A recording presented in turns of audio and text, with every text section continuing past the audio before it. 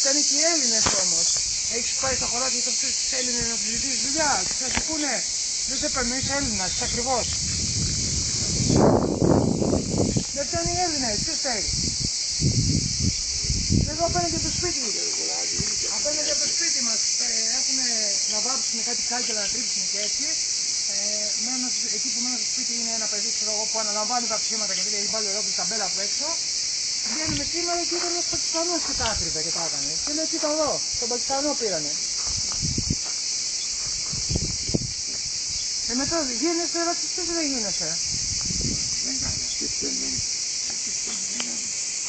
Τι να κάνουμε μωρέ. Δεν ξέρουν τι τους γίνεται. Το παίζουνε μάστορες όλοι μάστορες.